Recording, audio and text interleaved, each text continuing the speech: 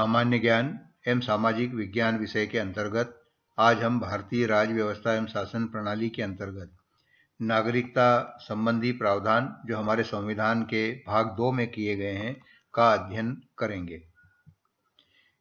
भारतीय संविधान के भाग 2 में अनुच्छेद 5 से 11 तक नागरिकता संबंधी प्रावधानों का वर्णन है। भारत में एकल नागरिकता का प्रावधान किया गया है। भारत में एकल नागरिकता के प्रावधान को ब्रिटेन के संविधान से ग्रहण किया गया है।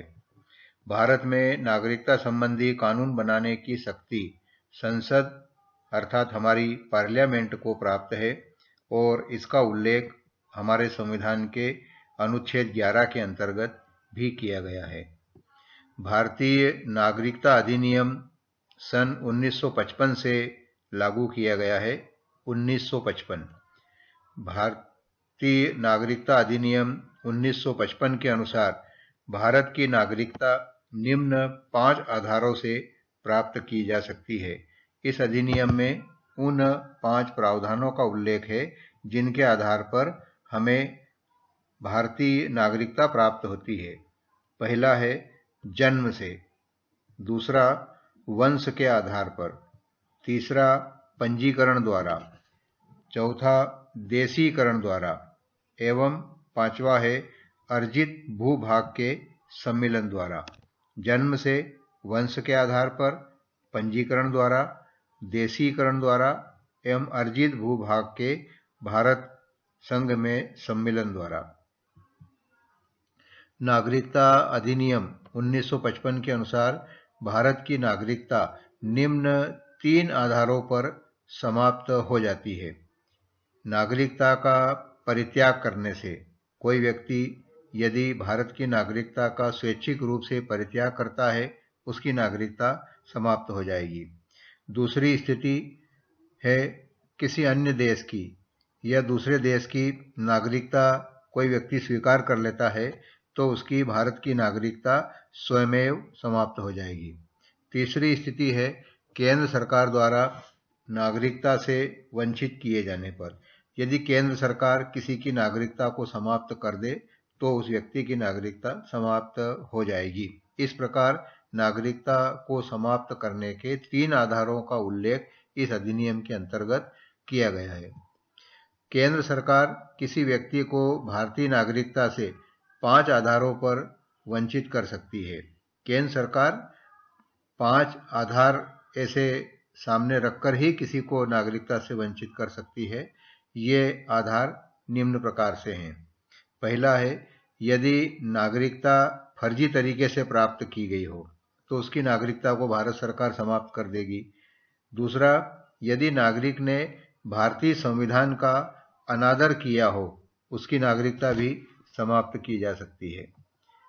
तीसरा, यदि नागरिक ने युद्ध के समय शत्रु देश के साथ अवैध संबंध स्थापित किए हो, युद्ध के समय भारत के शत्रु राष्ट्र के साथ जो संबंध रखता है उसकी नागरिकता समाप्त की जा सकती है।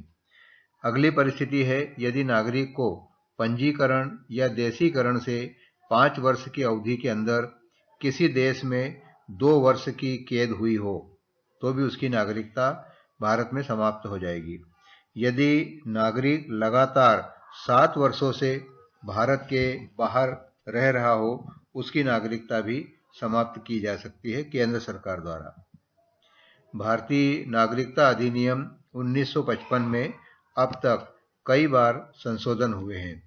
भारतीय नागरिकता संशोधन अधिनियम 1986 के अनुसार अब भारत में जन्म लेने वाले केवल उस व्यक्ति को ही भारत की नागरिकता प्रदान की जाएगी जिसके माता पिता में से कोई एक भारत का नागरिक हो।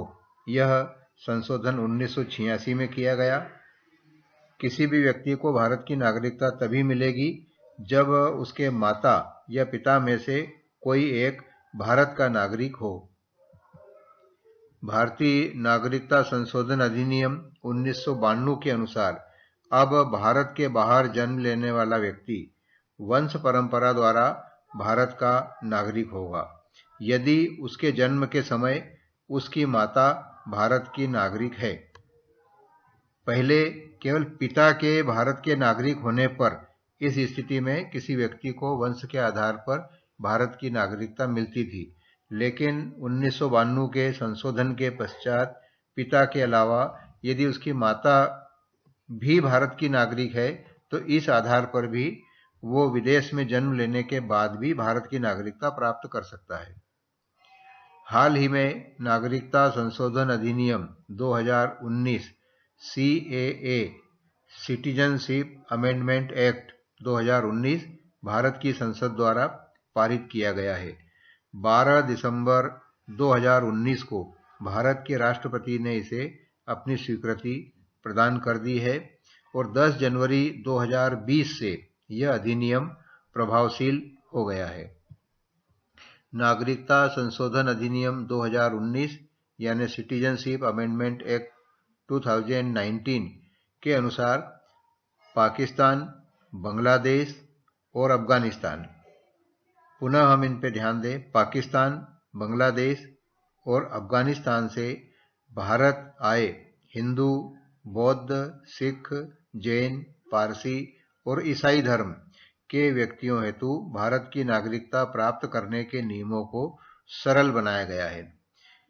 पाकिस्तान, बांग्लादेश और अफगानिस्तान से आने वाले और किन धर्मों के अनुयायी होंगे? हिंदू, बौद्ध, सिख, जैन, पारसी और ईसाई धर्म के व्यक्ति, इन्हें भारत की नागरिकता प्राप्त करने के जो नियम थे उन्हें सरल बनाया गया है इस CAA 2019 के द्वारा।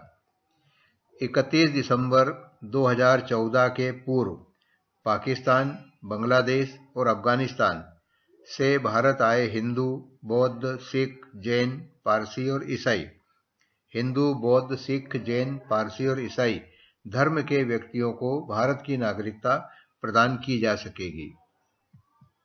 नागरिकता संशोधन अधिनियम 2019 के अनुसार पाकिस्तान, बांग्लादेश और अफगानिस्तान से भारत आए हिंदू, बौद्ध, सिख, जैन, पारसी और ईसाई धर्म के व्यक्तियों को अब 11 वर्ष के स्थान पर सिर्फ 5 वर्ष, 11 वर्ष के स्थान पर 5 वर्ष तक भारत में रहने पर ही इन्हें भारत की नागरिकता प्रदान की जा सकेगी।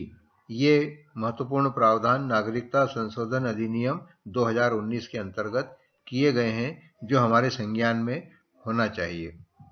धन्यवाद।